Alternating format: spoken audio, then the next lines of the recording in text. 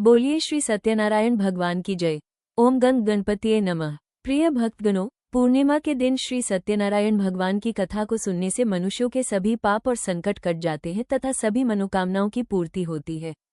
तो आइए भक्तों, भगवान श्री लक्ष्मी नारायण जी के चरणों का ध्यान करते हुए आज पूर्णिमा के दिन बड़ी ही श्रद्धा और प्रसन्न चित्त मन से श्री सत्यनारायण भगवान की कथा को सुनते हैं। सनातन धर्म में जुड़ा शायद ही कोई ऐसा व्यक्ति होगा जिसने श्री सत्यनारायण कथा का नाम ना सुना हो। इस कथा को सुनने का फल हजारों सालों तक किए गए यज्ञ के बराबर माना जाता है। स्कंद पुराण के रेवा खंड में इस कथा की महिमा भगवान श्री सत्यनारायण जी ने अपने श्री मुख से नारद जी को सुनाई है। भगवान श्री सत्यनारायण भगवान विष्णु के ही दूसरे रूप हैं।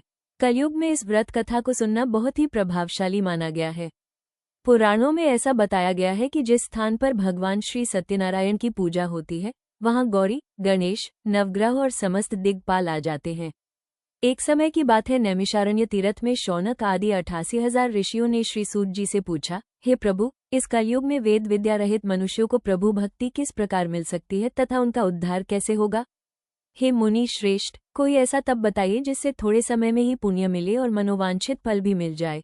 सर्व शास्त्रों के ज्ञाता श्री सूत जी बोले, हे वैष्णवों में पूज्य, आप सभी ने प्राणियों के हित की बात पूछी है, इसीलिए मैं एक ऐसे श्रेष्ठ व्रत को आपको बताऊंगा जिसे नारद जी ने लक्ष्मी नारायण जी से पूछा था और लक्ष्मीपति ने मुनि श्रेष्ठ नारद जी से कहा था।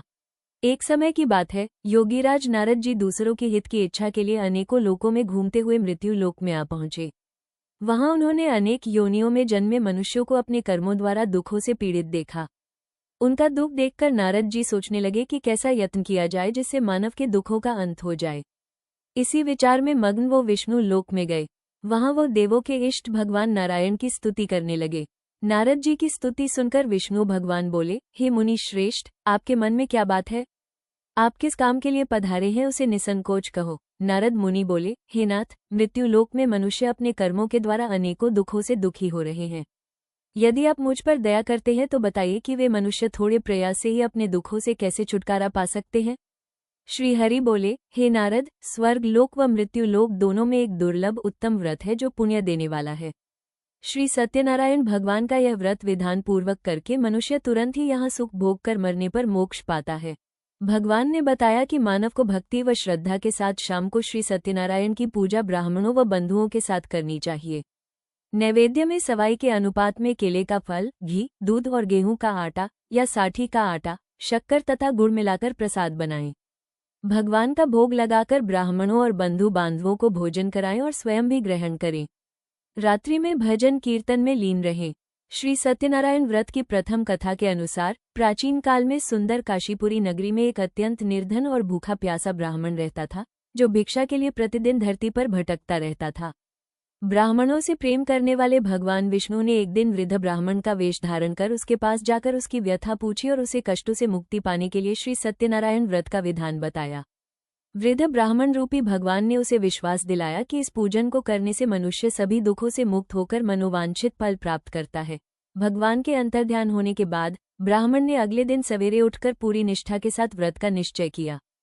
उस दिन भिक्षा मांगते समय उसे असाधारण रूप से बहुत धन प्राप्त हुआ, जिससे उसने अपने बंधु बांधवों के साथ मिलकर विधि विधान से भगवान सत्यनारायण का पूजन संपन्न किया। इस व्रत के पुण्य प्रभाव से वो ब्राह्मण दरिद्रता और सभी दुखों से मुक्त होकर अनेक प्रकार की संपत्तियों से युक्त ऐश्वर्यशाली हो गया और अंततः मोक्ष को प्राप्त हुआ। श्री सत्यनारायण व्रत की द्वितीय कथा के अनुसार जब वो काशीपुरी का ब्राह्मण अपने बंधु बांधवों के साथ श्रद्धापूर्वक भगवान का व्रत कर रहा था, उसी समय एक बूढ़ा लकड़हारा अपनी लकड़ियां बाहर रखकर प्यास बुझाने के लिए ब्राह्मण के घर के अंदर गया। वहां उसने भक्ति भाव से व्रत होते देख ब्राह्मण को नमस्कार किया और इस पूजन के विधान तथा फल के बारे में जिज्ञासा प्रकट की। ब्राह्मण ने उसे विस्तार से बताया कि यह सब मनोकामनाओं को पूर्ण करने वाला श्री सत्यनारायण भगवान का व्रत है, जिसकी कृपा से उनके घर में धन धान्य की वृद्धि हुई है। ब्राह्मण से इस कल्याणकारी व्रत की महिमा जानकर लकड़हारा अत्यंत प्रसन्न हुआ और उसने मन ही मन संकल्प किया कि आज लकड़ी बेचने से उसे जो भी धन प्राप्त होगा, उससे वो भगवान सत्यनारायण का उत्तम व्रत संपन्न करेगा। भगवान की माया से उस दिन नगर के धनी लोगों के बीच लकड़हारे को अपनी लकड़ियों का दाम पहले की तुलना में 4 गुना अधिक मिला। इस प्रचुर धन से उसने केले, शक्कर, घी, दूध, दही, गेहूं का आटा और पूजन की अन्य आवश्यक सामग्रियां खरीदी और अपने घर लौट आया। वहां उसने अपने इष्ट मित्रों और सगे संबंधियों को आमंत्रित कर विधि विधान से श्री सत्यनारायण भगवान का पूजन व व्रत किया। इस व्रत के अमोघ प्रभाव से वो निर्धन लकड़हारा धन, पुत्र और सुख समृद्धि से परिपूर्ण हो गया तथा संसार के समस्त सुखों का भोग कर अंतकाल में बैकुंठ धाम को प्राप्त हुआ।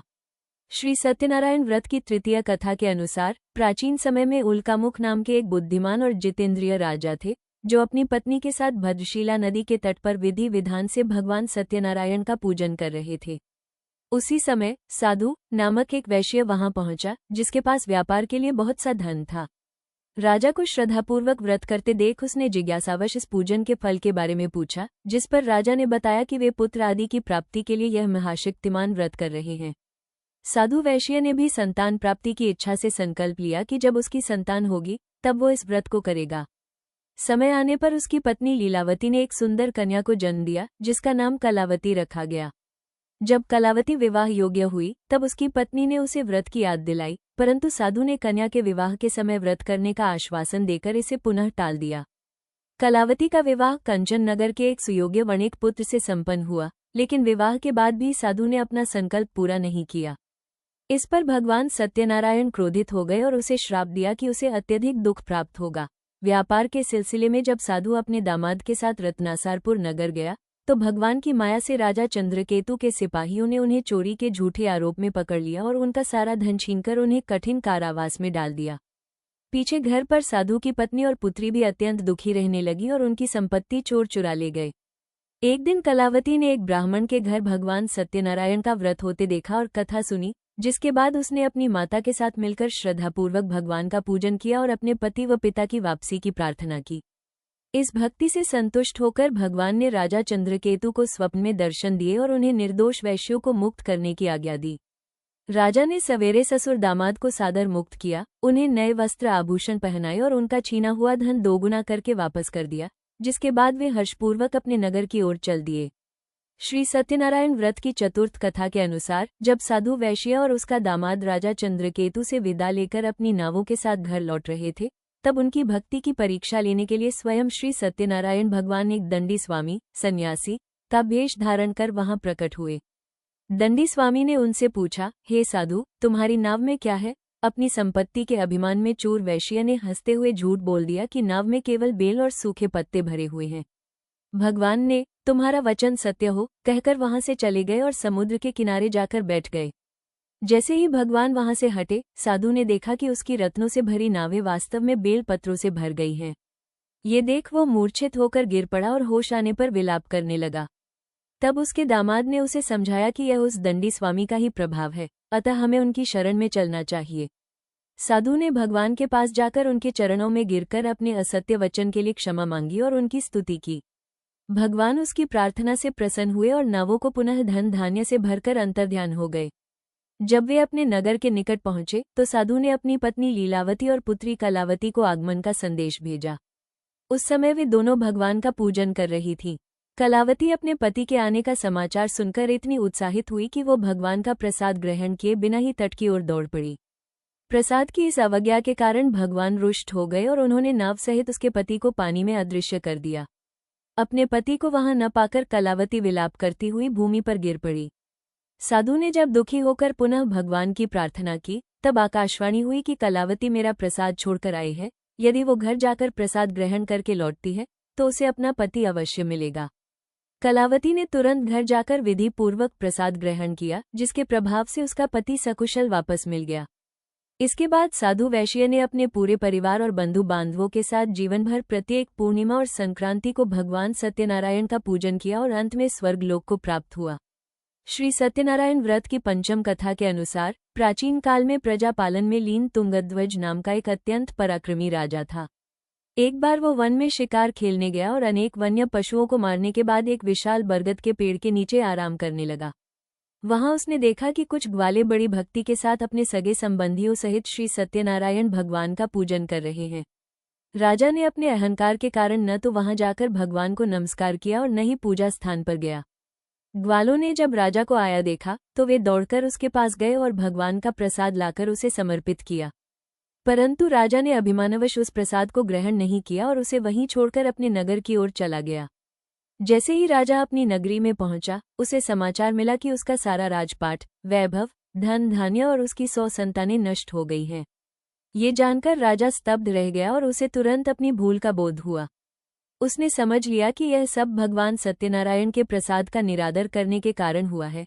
पश्चाताप की अग्नि में जलता हुआ राजा तुरंत उसी स्थान पर वापस लौटा जहां ग्वाले पूजन कर रहे थे। वहां पहुंचकर उसने ग्वालों के साथ मिलकर अत्यंत विनम्रता और विधि विधान से श्री सत्यनारायण भगवान का पूजन किया और प्रसाद ग्रहण किया। भगवान उसकी सच्ची श्रद्धा और पश्चाताप से प्रसन्न हो गए और राजा को उसका खोया हुआ सारा साम्राज्य, धन और पुत्र पुनः प्राप्त हो गए। दीर्घकाल तक सांसारिक सुखों का भोग करने के बाद राजा तुंगध्वज अंत में बैकुंठ लोक को प्राप्त हुआ। सूत जी आगे कहते हैं कि जो मनुष्य इस परम दुर्लभ व्रत को श्रद्धापूर्वक करेगा, उसे भगवान की कृपा से सभी प्रकार के सुख प्राप्त होंगे। निर्धन को धन, संतानहीन को संतान और बंधन में पड़े व्यक्ति को मुक्ति प्राप्त होती है। इस कलयुग में भगवान की भक्ति ही दुखों से मुक्ति का सबसे सरल मार्ग है। प्रेम से बोलिए श्री सत्यनारायण भगवान की जय। ओम नमो भगवते वासुदेवाय नमः।